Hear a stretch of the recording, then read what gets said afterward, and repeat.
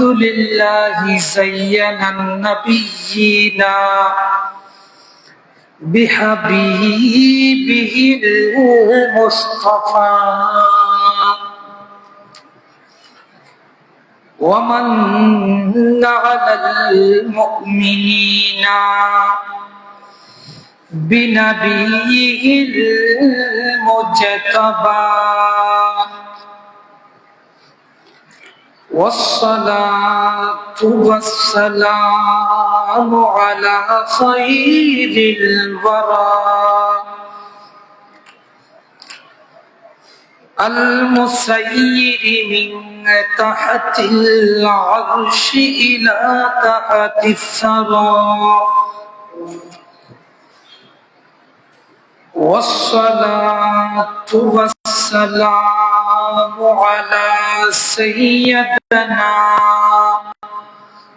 ونبينا وحبيبنا وطبيبنا وطبيب قلوبنا ونورنا ونور إيماننا وروحنا ورسولنا محمد المصطفى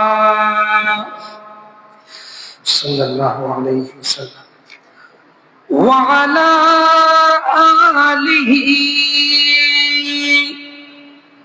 وأصحابه وأهل بيته وعترته وعلماء أهل سنته وعلينا معهم أجمعين أما بعد فقد قال الله تعالى عز وجل في شان حبيبه ومحبوبه ومعشوقه ومطلوبه آمرا ومخبرا إن الله وملائكته يصلون على النبي يا أيها الذين آمنوا صلوا عليه وسلموا تسليما صلى الله على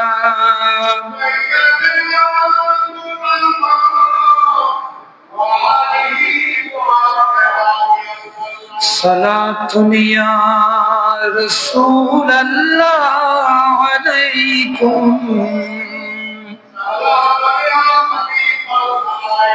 صلوا على من قام يرفع كفه يدعو برفق رب سلم أمتي صلاة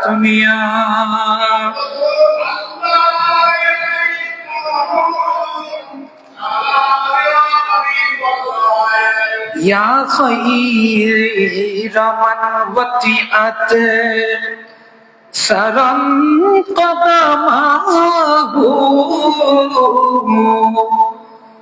وأضاع كل العالمين سناه صلاة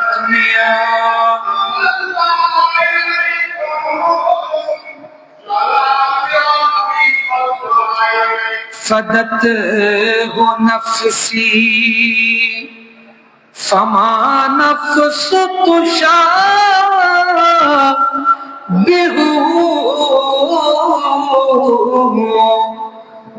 ما مثله بشر والناس أشباه صلاة يا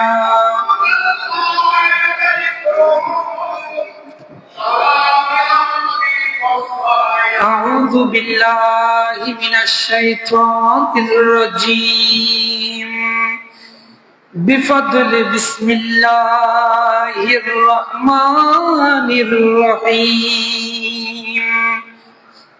قد جاءكم من الله نور وكتاب مبين صدق الله المولانا العظيم وصدق رسوله النبي الحبيب الكريم مولاي صل وسلم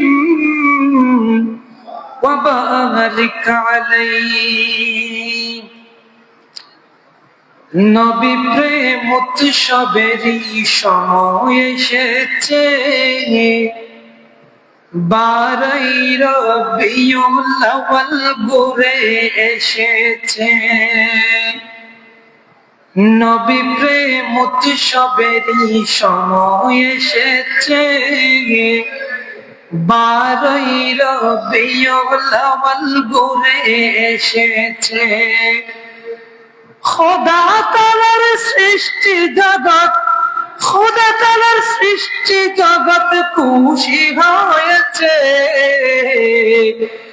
নবী প্রেম উৎসবেরই সময় এসেছে বারাই রবিউল আউয়াল ঘুরে এসেছে ঘরে ঘরে মিলাদুন নবীর আমেজ ছুটেছে ছোট বড় সবাই তার বাগী হয়েছে খোদা তাআলা তাদের নিয়ে রব তাআলা তাদের নিয়ে গর্বিত হয়েছে নবী প্রেম উৎসবেরই সময় এসেছে বারাই রবিউল আউয়াল ঘুরে এসেছে বাতিলেরই মুখে দেখো ফুসকা পড়েছে দুশমনে রাসূল যত জলসে গিয়েছে নবী প্রেমের জোয়ার দেখে নবী প্রেমের জোয়ার দেখে বাতিল হতাশ হয়েছে নবী প্রেম উৎসবেরই সময় এসেছে বারাই রবিউল আউয়াল ঘুরে এসেছে খোদা তাআলা তাদের নিয়ে রব তাআলা তাদের নিয়ে গর্বিত হয়েছে নবী প্রেম উৎসবেরই সময় এসেছে বারাই রবিউল আউয়াল ঘুরে এসেছে ঐতিহ্যবাহী আনোয়ারা থানার আওতাধীন বটতলী মেহবুবে খুদা সাল্লাল্লাহু আলাইহি ওয়াসাল্লাম জামে মসজিদে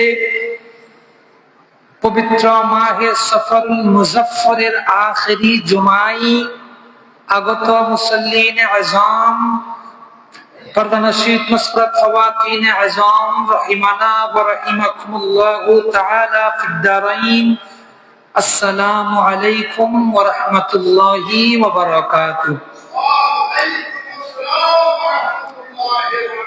আমরা সর্বপ্রথম ওই মহান সত্তার দরবারের লক্ষ করোড় শুকরিয়ার সিজদা আদায় করছি যে আল্লাহ আমাদের কাছে রাহমাতুল লিল আলামিন পাঠিয়েছেন যে আল্লাহ আমাদেরকে সর্বশ্রেষ্ঠ নবীর সর্বশ্রেষ্ঠ উম্মত বানিয়েছেন সেই শুকরিয়া জ্ঞাপনার্থে সকলে বলি আলহামদুলিল্লাহ এবং সাথে সাথে লক্ষ করোড় দরুদ সালামের নজরানা পেশ করছি মানবতা মুক্তির দিশারি সাহেবে লাউলাক রাহমাতুল লিল আলামিন নবী দয়াল নবী মায়ার নবী যেই নবী দোজাহার আগমনের কারণে, যেই নবী এই দাঁড়াতে পা মুবারক রাখার কারণে খুদ খুদার আরশে আজিম পর্যন্ত খুশি হয়েছে, আল্লাহ আমাদেরকে সেই নবী উপহার দিয়েছে।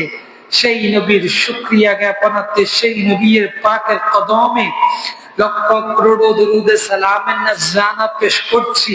আল্লাহ আমাদের প্রত্যেকের পক্ষ থেকে পৌঁছে দিক, সকলে বলুন আমিন। গতকাল পবিত্র মাহে রবিউল নূর শরীফের চাঁদ উদিত হয় নাই, রবিউল আউয়ালের চাঁদ আজকে উঠবে। আজ তবু আমরা আমাদের ধারাবাহিকতায় আল্লাহ যদি আমাদেরকে তৌফিক দান করে, আমরা শানে মুস্তাফার উপর ধারাবাহিক আলোচনা করার চেষ্টা করব। কেননা আমি একজন রাসূল করিম সাল্লাল্লাহু আলাইহি ওয়াসাল্লামের উম্মত হিসেবে আমি যেই নবীর কালেমা পড়েছি, আমি যেই নবীর উপর বিশ্বাস রেখে মুসলমান নিজেকে পরিচয় দিচ্ছি, আমি যেই নবীর কারণে কবর বিশ্বাস করছি, আমি যেই নবীর কারণে কাল কিয়ামতের ময়দান হবে, এগুলো আমরা দেখছি না। সবকিছু আমাদের চোখের বাইরে।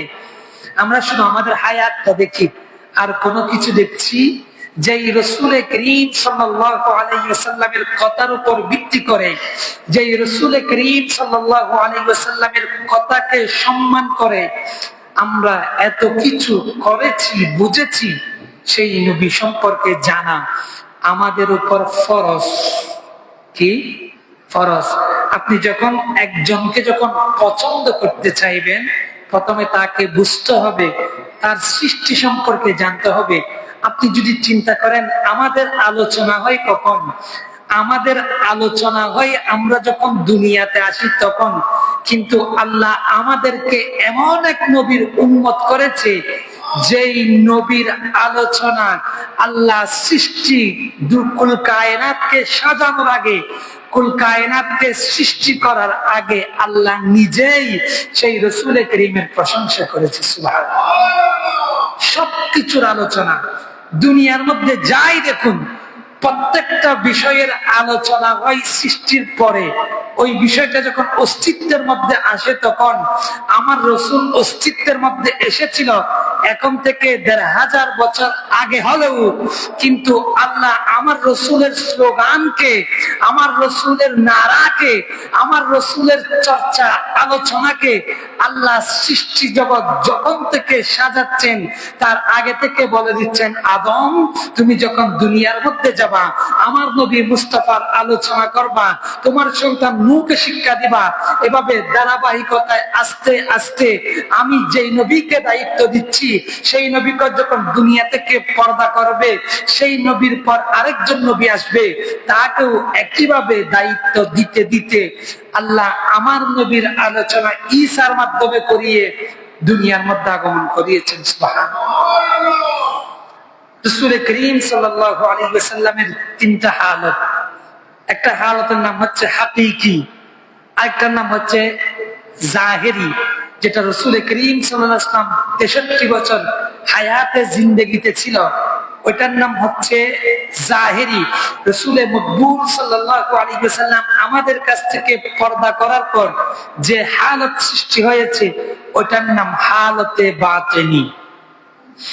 আল্লাহ তাআলা কোরআনে কারীমের মধ্যে বলেন, قد جاءكم من الله نور وكتاب مبين। সুবহানাল্লাহ। আল্লাহ কোরআনে কারীমের মধ্যে বলেন, قد جاءكم, তোমাদের কাছে এসেছে। তোমাদের কাছে যখন বলছে এসেছে, তিনি আগে থেকে ছিল। একজন মানুষ যদি আগে থেকে না থাকে, তাকে আশা বলা হয় না, বলবে সৃষ্টি হয়েছে। আমার নবী মুস্তাফার শানে আল্লাহ বলছে, কদ জাআকুম মিনাল্লাহি নূর, আল্লাহর পক্ষ থেকে তোমাদের কাছে একটা নূর এসেছে। ওয়া কিতাবুম মুবিন, এবং তোমাদের কাছে আল্লাহর পক্ষ থেকে সুস্পষ্ট কিতাব কোরআন এসেছে। রাসূল করিম সাল্লাল্লাহু আলাইহি ওয়াসাল্লামকে যখন জিজ্ঞেস করা হয়েছিল, ইয়া রাসূলুল্লাহ, ইয়া হাবিবাল্লাহ, আখবিরনি আন আউয়ালি শাইইন খালাকাহু আল্লাহু তাআলা ক্বাবলা আল আশিয়াই। ইয়া রাসূলুল্লাহ, কারণ আমার রাসূল কারীমের যারা সাহাবী ছিল তাদের কাছে ইসলামী জ্ঞান জানার প্রতি আগ্রহী ছিল। ইসলামী নলেজ আমার রাসূল কারীম সম্পর্কে জানার জন্য তাদের কাছে আগ্রহ থাকতো। কি থাকতো? আমাদের কাছে নামাজ পর্যন্ত ভালো করে শিখার সেই আগ্রহটাও নেই। হযরত রাসূল কারীমের সাহাবী জাবের রাদিয়াল্লাহু তাআলা আনহু জিজ্ঞেস করছে, ইয়া রাসূলুল্লাহ, আখবিরনি, আমাকে বলুন, আন আউয়ালি শাইইন খালাকাহু আল্লাহু তাআলা ক্বাবলা আল আশিয়াই। আল্লাহ সৃষ্টি জগৎ সৃষ্টি করার আগে আল্লাহ সর্বপ্রথম কি সৃষ্টি করেছে? আমার নবী বলেন, ইন্নাল্লাহ তাআলা ক্বাদ খালাকা ক্বাবলা আল আশিয়াই। আমার নবী বলেন, হে জাবের শোনো, আল্লাহ কোন কিছু সৃষ্টি করার আগে নূর নবিয়িকা, তোমার নবীর নূরকে আল্লাহর নূর থেকে সৃষ্টি করেছে।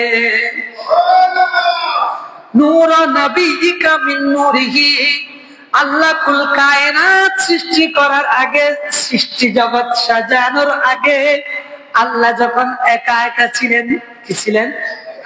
আপনি বলতে পারবেন না আল্লাহ মনে হয় সৃষ্টি জগৎ থাকার আগে আল্লাহ ছিল না, এরকম বলা যাবে না, ঈমান চলে যাবে। আপনি যদি মনে করেন আল্লাহ আগে ছিল না, সৃষ্টি জগৎ অস্তিত্বের মধ্যে এসেছে, আল্লাহ অস্তিত্বে এসেছে, বিষয়টা এরকম নয়। আল্লাহ যখন কোনো কিছু ছিল না তখনও আল্লাহ ছিল, যখন কোনো কিছু থাকবে না আল্লাহ তখনও থাকবে। আল্লাহ যখন একা ছিলেন, আল্লাহ যখন নিজে নিজে ছিলেন, একা একা ছিলেন, আল্লাহ চাইলেন আমি আমার রুবুবিয়তকে প্রকাশ করব, আমি আল্লাহ একজন আছি তা বুঝার জন্য। আমি আল্লাহ চাই একা একা থেকে আমাকে মানুষ চিনুক, আমাকে সৃষ্টি জগৎ, আমি এমন একটা সৃষ্টি জগৎ করব, এমন কিছু জাত বানাবো যারা আমাকে চিনবে, যারা আমাকে। আল্লাহ সর্বপ্রথম আল্লাহর নূর থেকে আমার নবীর নূর বানালেন। সুবহানাল্লাহ। আল্লাহ সর্বপ্রথম যখন আমার নবীর নূর বানালেন তখন আসমানও ছিল না, জমিনও ছিল না, লৌহও ছিল না, কলমও ছিল না, আরশও ছিল না, কুরসিও ছিল না। যখন কোনো কিছু ছিল না আল্লাহ সর্বপ্রথম ছিলেন। আল্লাহর পর আল্লাহ নূরের তাজাল্লি দিয়ে আমার নবীর নূরকে সৃষ্টি করলেন। আমার নবীর নূরকে সৃষ্টি করার পর এখন দুজন হলেন। কয়জন? কে কে? একজন হচ্ছে আল্লাহ, আরেকজন হচ্ছে আমার নবী মুস্তাফার নূর। এখন দুজন যখন হলেন, আমার নবীর নূরকে আল্লাহ দেখে, আল্লাহর নূরকে আমার নবী দেখে, একজন আরেকজনকে দেখছে মহব্বতের নজরে। কখন দেখছে? যখন কোনো কিছু সৃষ্টি হয় নাই, কোন কিছু সৃষ্টি করার আগে আল্লাহ আমার নবীর নূরকে সৃষ্টি করেছেন।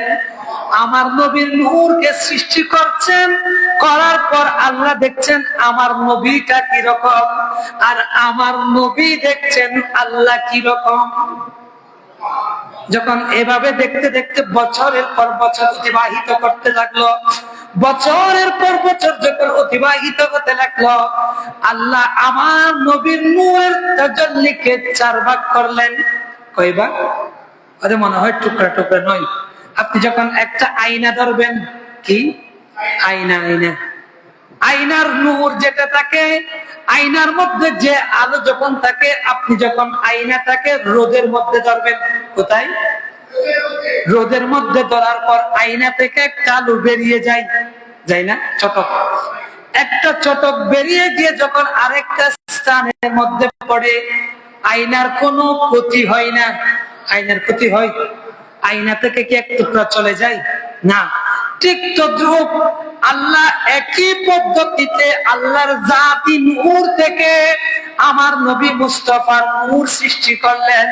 আমার নবীর নূরের তাজাল্লিয়াতকে 4 ভাগ করলেন, মানে আমার নবীর নূরটাকে এমন ভাবে ধরলেন, আমার নবীর নূর থেকে 4টা দিক সৃষ্টি হলো। সুবহানাল্লাহ। কয় দিক? 4 দিকগুলো জানা দরকার। আমরা উম্মত না, নবীর উম্মত না, তো নবীর উম্মত হয়ে যদি নবী সম্পর্কে না জানি, এটা কেমন উম্মত? আপনি যদি বলেন আমার বাবার নাম আব্দুল্লাহ, আব্দুর রহিম, বলে আপনার বাবার নামের বাড়ি কোথায়? বলে আমি তো এটা জানি না। এটা হবে? জানতে হবে। বলে আপনার নাম কি? বলে আমার নাম আব্দুর রহিম। আপনার নানার বাড়ি কোথায়? বলে আমি তো এটা জানি না। এরকম এগুলো হবে? এগুলা জানতে হবে।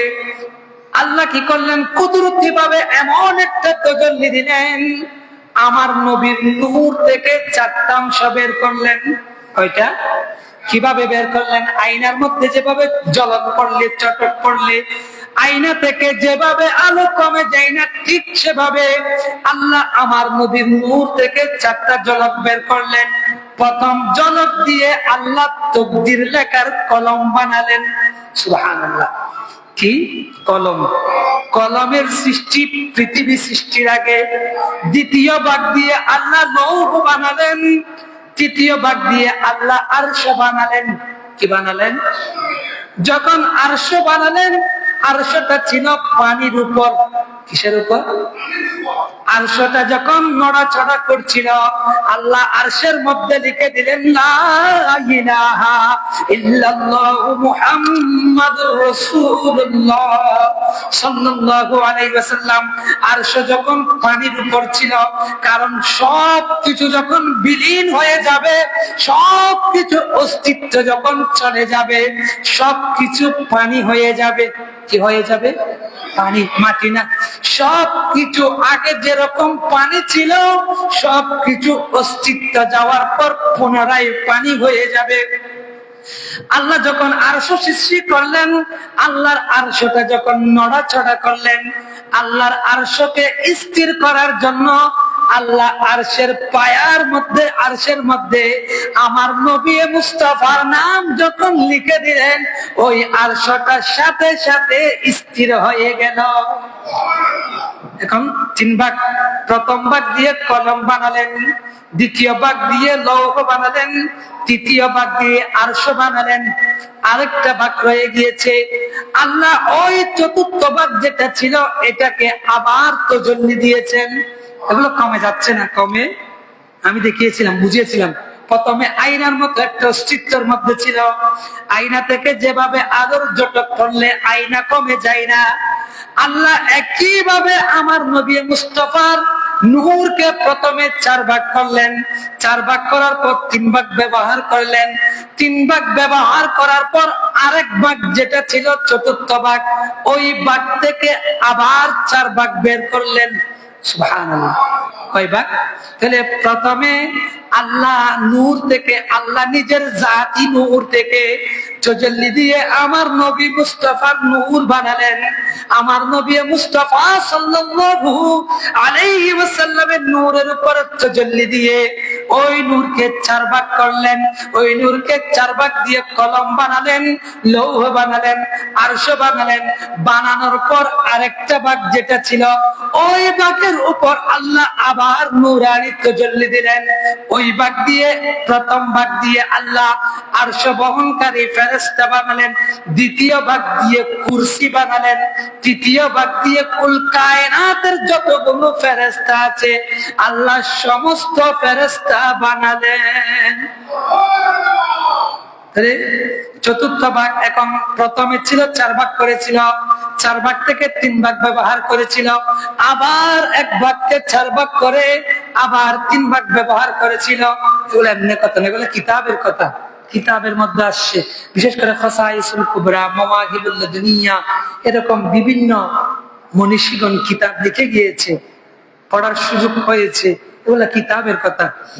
আল্লাহ যখন আবার দ্বিতীয় ভাগকে 3 ভাগে ব্যবহার করলেন, দ্বিতীয় ভাগকেও যখন 3 ভাগে ব্যবহার করলেন, দ্বিতীয় ভাগের চতুর্থ আরেকটা ভাগ ছিল।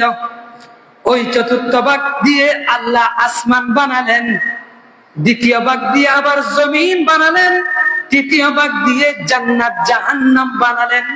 সুবহানাল্লাহ। তাহলে কি আল্লাহ প্রথম আল্লাহর নূর দিয়ে আমার রাসূল কারীমের নূর সৃষ্টি করলেন, আমার রাসূল কারীমের নূর থেকে চারটা স্তর বার করলেন, চারটা তাজাল্লি বের করলেন, চারটা তাজাল্লি দিয়ে কলম বানালেন, আরশ বানালেন, লৌহ বানালেন।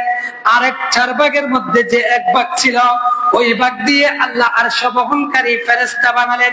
আল্লাযীনা ইয়াহমিলুনাল আরশা ওয়া মান হাওলাহু ইউসাব্বিহুনা বিহামদি রাব্বিহিম।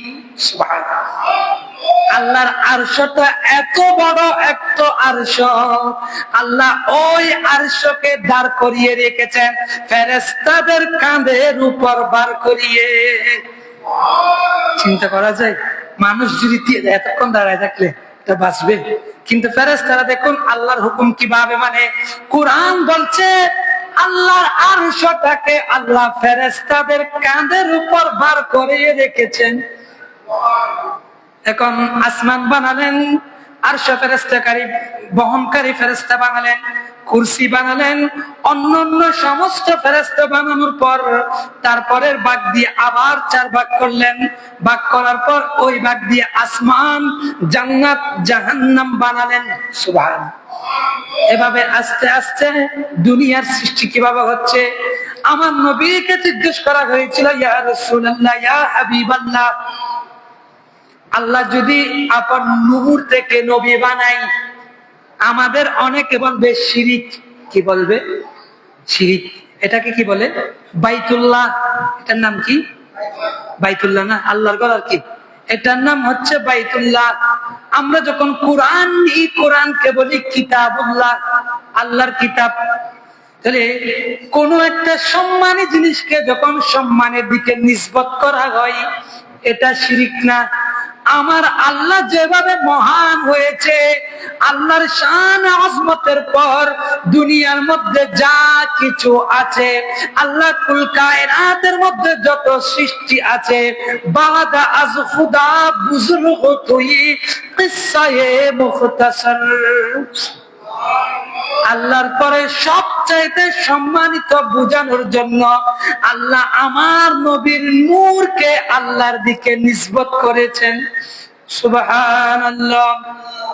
এগুলা কি?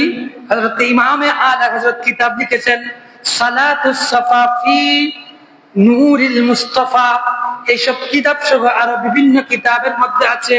বিশেষ করে আমি যেটা বলছিলাম, আল্লাহ বলেছেন কোরআনের মধ্যে, কদ জাআকুম মিনাল্লাহি নূর, তোমাদের কাছে আমার পক্ষ হয়ে নূর গেল, তথা আমার নবী তোমাদের উপর আগমন করলো। উসুলের একটা কায়দা, উসুল মানে যেগুলার উপর বেস করে কোরআন হাদিস থেকে মাসালা বের করা হয়। আপনি কোরআন এমনি এমনি পড়লে, কোরআন পড়ে যদি ফতোয়া দিতে চান, ঈমান চলে যাবে না বুঝে। কারণ সেজন্য সাধারণ মানুষকে কিতাব পড়তে বলা, কোরআনকে পড়তে বলা হয়েছে। কোরআন পড়ে ফতোয়া দেওয়া সাধারণ মানুষের কাজ নয়। আপনার কাজ হচ্ছে ইবাদত করা, ফতোয়া দেওয়া আপনার কাজ। কারণ উসুলে বজদবির মধ্যে যে কিতাবটা কামিলে পড়াই, উসুলে বজদবির মধ্যে আছে একটা অর্থ থেকে 100-এরও বেশি অর্থ নেওয়া যায়। কয়টা? একটা শব্দ থাকে, যে একটা শব্দ তাকে মাহাউল দেখে, অবস্থা দেখে ভিন্ন ভিন্ন অর্থ গ্রহণ করতে হয়। সাধারণ মানুষের কথা সাধারণ মানুষ এখন বুঝা দেবে নাই, এটা কিতাবে নাই, গিয়ে নেই। আপনি পড়ছেন একজন মানুষকে মুফতি হওয়ার জন্য, ফতোয়া দেওয়ার জন্য মিনিমাম 20 বছর মাদ্রাসায় লেখাপড়া করতে হয়। কয় বছর? 20 বছর। 20 বছর লেখাপড়া করার পর ওই ব্যক্তি বুঝতে পারে, আল্লাহ যদি ওই ব্যক্তিকে যদি দিমাগ দেয়, তখন চিন্তা করতে পারে আমি আমার যে কথাটা বলছি এটা কোন উসুলে বলছি। কোন উসুলের মধ্যে আছে, যতক্ষণ পর্যন্ত একটা বিষয় সাধারণকে সাধারণ মধ্যে রাখা হবে, আল মুতলাকু ইউতলাকু, মুতলাক যেটা আছে সাধারণ, সব সময় সাধারণের উপর ব্যবহার হয়। একটা শব্দ এমন একটা শব্দ আছে যে শব্দকে ব্যাখ্যার কোনো প্রয়োজন নাই। আপনারা আমার কথাগুলো বুঝছেন? খেয়াল করেন, যখন আরবি এমন একটা শব্দ আছে যে শব্দ থেকে সরাসরি অর্থ নেওয়া যায়, যে শব্দ থেকে সরাসরি অর্থ গ্রহণ করা যায়, যে শব্দকে ব্যাখ্যা বিশ্লেষণের দরকার হয় না, ওই শব্দ থেকে সরাসরি অর্থ নিতে হয়। এটা হচ্ছে উসুলের কায়দা। আল্লাহ কোরআনের মধ্যে বলছে, কদ জাআকুম মিনাল্লাহি নূর, তোমাদের কাছে আমার নূর এসেছে। সুবহানাল্লাহ। এখন দেখুন, আমার নবীর নূরকে অনেক অসংখ্য মুফাসসিরিনে কেরাম স্বীকার করেছে। তার মধ্যে তাফসীরে তাবারীর মধ্যে হযরত ইমাম আবু জাফর তাবারী, উনার জন্ম কখন? উনার জন্ম হচ্ছে 310 হিজরিতে। কখন? এখন থেকে 1200 বছর আগের মানুষ। উনি তাফসীর লিখছেন, তাফসীরের মধ্যে উনি লিখছেন নূর মানে নূরে মুস্তাফা। হযরত আব্দুল্লাহ সামারকান্দি তাফসীর লিখেছেন, উনার জন্ম হচ্ছে 373 হিজরির মানুষ। হযরত আবুল মনসুর মাতুরিদি, আমরা যে আকীদাগুলো পালন করি, আমরা কেউ আশআরী, কেউ মাতুরিদি, আমাদের যে আহলে সুন্নাতের আকীদাগুলো এসেছে, আমরা খারেজিও নই, আমরা নজদিও নই, আমরা শিয়াও নই, আমরা মুতাজিলাও নই, আমরা জবরিয়াও নই, কদরিয়াও নই। এভাবে হাজার হাজার মতবাদ আছে। হাজার হাজার মতবাদ থেকে শুধুমাত্র 2টা মতবাদ ঠিক। কয় মতবাদ? একটা হচ্ছে আশআরী মতবাদ, আর একটা হচ্ছে মাতুরিদি মতবাদ। হযরত ইমাম আবুল মনসুর মাতুরিদি উনি কিতাব লিখেছেন, উনি তাফসীরে মাতুরিদি কিতাব লিখে যে ব্যক্তির উপর ভিত্তি করে আকীদা দাঁড়িয়ে আছে, আমাদের আকীদাগুলো উনার কিতাবের উপর ভিত্তি করে দাঁড়িয়ে আছে। উনি কিতাব লিখছে তাফসীরে মাতুরিদি, 333 হিজরির মানুষ। কখনের? এখন থেকে প্রায় 1200 বছর আগের মানুষ। আবুল মনসুর মাতুরিদি তাফসীর লিখেছে, উনি উনার তাফসীরের মধ্যে তাফসীর করতে গিয়ে বলছে নূর মানে নূরে মুস্তাফা। এখন অনেক মানুষ দেখবেন, আমি কথাটা আরো অনেকবার বলেছি, কিছু মানুষ কিতাবকে পড়ে, যারা যারা বাতিল পন্থী আছে আমাদের সাথে তাদের দ্বন্দ্ব কোথায়? আমরা যখন কিতাব খুলি, আমরা যখন কিতাবকে চালাতে চাই, আমরা যখন কিতাবকে পড়তে চাই, আমার নবীর শান খুঁজি। আর যারা গুস্তাখে রাসূল হয়, বেয়াদবে রাসূল হয়, তাদের সাথে আমাদের এখানে মতবাদ, তাদের সাথে আমাদের পার্থক্য হচ্ছে এখানে। তারা কিতাব উল্টায়, কিতাব খুঁজে নবী মুস্তাফার দুষ্খুজার জন্য। নাউজুবিল্লাহ। আপনি দেখুন, আযানের আগে সালাতু সালাম দেওয়া যাবে কিনা? যখন দুই পক্ষ যখন মুনাজারা হবে, এক পক্ষ দলিল খুঁজবে আমার নবীর শান কোথায় কোথায় আছে, কিভাবে কিভাবে নবীর শান বাড়ানো যায়। দ্বিতীয় পক্ষের মধ্যে যারা দাঁড়াবে, তারা সারা রাত কিতাব খুঁজবে, কিতাব থেকে বেড়াবে কিভাবে কিভাবে আমার নবীর উপর আঙ্গুল তোলা যায়। নাউজুবিল্লাহ। হযরত রাসূল করিম সাল্লাল্লাহু আলাইহি ওয়াসাল্লাম বলছেন, ইন্নাল্লাহ তাআলা ক্বাদ খালাকা ক্বাবলাল আশিয়াই নূরা নাবিয়িকা মিন নূরিহি। এ জাবের শুনে রাখো, আল্লাহ সমস্ত কিছু সৃষ্টি করার আগে তোমার নবীর নূরকে সৃষ্টি করে রেখেছেন। সুবহানাল্লাহ। আমার নবীর নাম হচ্ছে মুহাম্মদ, আমার নবীর আরেকটা নাম হচ্ছে আহমদ, আমার নবীর আরেকটা নাম হচ্ছে হামি, আমার নবীর আরেকটা নাম হচ্ছে হাশের, আমার নবীর অন্যতম একটা লকবের নাম হচ্ছে হাতেম। সুবহানাল্লাহ। কি? হাতেম। মুহাম্মদ মানে প্রশংসিত। আল্লাহ আমার নবীর নামকে এভাবে রেখেছেন, যেই নবীর শানে বেয়াদবি করতে চায়, যেই ব্যক্তি আমার নবীর দিকে আঙ্গুল তুলতে চায়, আল্লাহ বলে আমার নবীর শানে বেয়াদবি করার আগেও আমি ওই বেয়াদবের রাসূলের মাধ্যমে আমি আমার মুস্তাফার প্রশংসা করাবো। সুবহানাল্লাহ। আরে কিভাবে? একজন মানুষ নবীর শানে বেয়াদবি করতে চাইলে তাকে সর্বপ্রথম কি বলতে হবে? বলতে হবে মুহাম্মদ সাল্লাল্লাহু আলাইহি ওয়াসাল্লাম। কি বলতে হবে? নাম নিতে হবে না? কিন্তু আল্লাহ আমার নবীর নামটা এভাবে নির্ধারণ করেছেন, আপনি যে ভাষায় ট্রান্সলেট করেন না কেন, যেই ভাষায় অনুবাদ করেন না কেন, মুহাম্মদ অর্থ হয়, মুহাম্মদের অর্থ হয় সবচাইতে বেশি প্রশংসিত। বুঝেন নাই? আল্লাহ আমার নবী মুস্তাফার নামকে এভাবে গ্রহণ করেছেন, আরেকটা নাম দিয়েছে আহমদ। এটা ইসমে তাবদীলের সিগা। আহমদ মানে যার সবসময় প্রশংসা করতে হয়। আপনি যেভাবে আমার নাম নিবেন, যে ব্যক্তি আমার নবীর শানে বেয়াদবি করতে চায়, যেই ব্যক্তি আমার নবীর শানে আজমতের শানে বেয়াদবি করতে চায়, সেই বেয়াদবের রাসূল হোক, গুস্তাখ রাসূল হোক, কিংবা ভিন্ন ধর্মী মানুষ হোক, মুসলমান হোক, বিধর্মী হোক, কাফের হোক, যে হোক না কেন, আমার নবীর শানে বেয়াদবি করতে হলেও নাম নিতে হয়। তাহলে বোঝা যায় যার কাছে আকলে সলিম আছে, জ্ঞান আছে, সে বলছে বেটা তুই বলার সময় বলছস মুহাম্মদ, আবার বলছস খারাপ। নাউজুবিল্লাহ। আমি যদি আপনাকে বলি এই মানুষটা ভালো, মদ খাই, ভালো বললে মদ খাইলে কি একটার সাথে একটা মিলবে? তাহার হয়ে যাবে না বৈপরীত্য? আপনি যখন খারাপ গুণ বর্ণনা করতে চাইবেন, আপনাকে ওই ব্যক্তির খারাপ দিকগুলো তুলে ধরতে হবে। কিন্তু আল্লাহ বলে আমি আমার নবীর নামটা এভাবে সাজিয়েছি যেখানে দুশ্মনী করতে হলেও আগে প্রশংসা করতে হবে।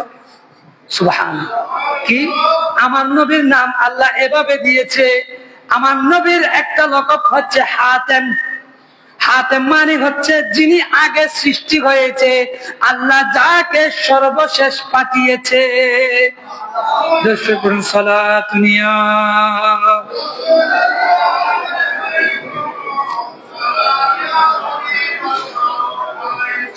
সালাতুনিয়া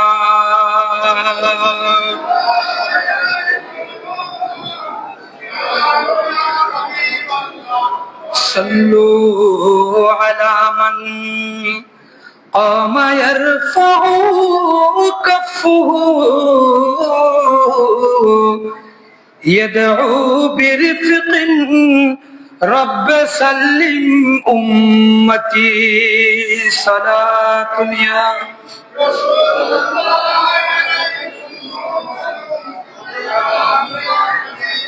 সেজন্য শায়ের বলছে সাল্লু আলা মান কামা ইয়ারফাউ কাফফুহু। যখনই সুযোগ হয় নবী মুস্তাফার বিরুদ্ধে নয়, যখনই সুযোগ হয় আমার নবীর শানে বেয়াদবি করিও না, যখনই সুযোগ হয় হাত তুলে দোয়া করো। কেন? আমার নবী দুনিয়ায় আসার আগ থেকে, দুনিয়ায় থাকা অবস্থায়, দুনিয়া থেকে পর্দা করা অবস্থায় সব সময় দোয়া করেছেন। ইয়াদউ বিরিফকিন, আল্লাহর কাছে সব সময় নম্রতার দোয়া করেছেন। রব্বে সাল্লিম উম্মতি, আল্লাহ আমার উম্মতকে নিরাপত্তা দাও। সেজন্য আপনি যদি নবীর আশিক দাবি করেন, নবী করিমের মুহাব্বত দাবি করেন, নবীর শানে বেয়াদবি হয়, নবীর শানে মুস্তাফায় আঘাত লাগে, এরকম কাজগুলো কখনো করা যাবে? হযরত রাসূল করিম সাল্লাল্লাহু আলাইহি ওয়াসাল্লাম ওনার সৃষ্টি কখন আমি বলেছিলাম হাতেম। হাতেম মানে হচ্ছে যার সৃষ্টি সবচাইতে আগে, যিনি এসেছে সবচাইতে পরে। হযরত জিবরাইলকে জিজ্ঞেস করলেন, ইয়া আখি জিবরাইল, হে জিবরাইল তোমার সৃষ্টি কখন? জিবরাইল আমার নবীকে জবাব দিলেন, ইয়া রাসূলুল্লাহ আমি আমার সৃষ্টি কখন জানি না, কিন্তু আমি এতটুকু জানি আল্লাহর কাছে 12টা হিজাব আছে। হিজাব মানে পর্দা। কি পর্দা? আল্লাহর সাথে 12টা হিজাব আছে। আমি যখন আসমানের দিকে 70,000 বছর পর পর একবার মাথা তুলতাম, আমি 70,000 পর পর একটা তারকাকে আসমানের মধ্যে উদয় হতে দেখতাম। কি বললেন? আমার নবী জিবরাইলকে জিজ্ঞেস করলেন, হে জিবরাইল তোমার বয়স কত? জিবরাইল বলল, ইয়া রাসূলুল্লাহ ইয়া হাবিবাল্লাহ, এটা মাওয়াহিবুল্লাহ দুনিয়াতে মধ্যে আছে। বলছে ইয়া রাসূলুল্লাহ, ইয়া হাবিবাল্লাহ, আমি জিবরাইলের কাছে আমার বয়স কত জানা নাই, কিন্তু রাসূল আমি এটা বলতে পারি, আমি যখন ৭০,০০০ বছর পর পর যখন আসমানের দিকে চোখ তুলতাম, আল্লাহর চতুর্থ হেজাবের মধ্যে একটা তারকা দেখতাম। ওই তারকাটা ৭০,০০০ বছর উদিত অবস্থায় থাকতেন। আমার রাসূল জিবরাইলকে বললেন, ওই তারকা হচ্ছে আমি নবী মুহাম্মদ, এটা হচ্ছে আমার নবী। আর বলছেন আমার নবী এটা এমন একজন নবী যার কোনো ছায়া ছিল না। কি ছিল না? আপনি কিতাব খুঁজেন, এগুলো সহিহ। রাসূল কারীম সাল্লাল্লাহু আলাইহি ওয়াসাল্লাম বলছেন, লাম ইয়াকুন ইয়ারা লাহু যিল্লু ফি শামসিন ওয়ালা কামারিন। সুবহানাল্লাহ। এটা ইমাম হাকিম তিরমিজি উনার নওয়াদিরুল উসুল, হযরত ইমাম হাকিম তিরমিজি নওয়াদিরুল উসুলের মধ্যে রওয়ায়াত করছেন, বলে আমার নবীকে আল্লাহ এমন সম্মানিত করেছে, আমাদেরকে ছায়া দিয়েছে। কি দিয়েছে? আমরা যখন হাঁটি আরেকজন ভুলে হলেও আমাদের ছায়ার উপর পা দেয়।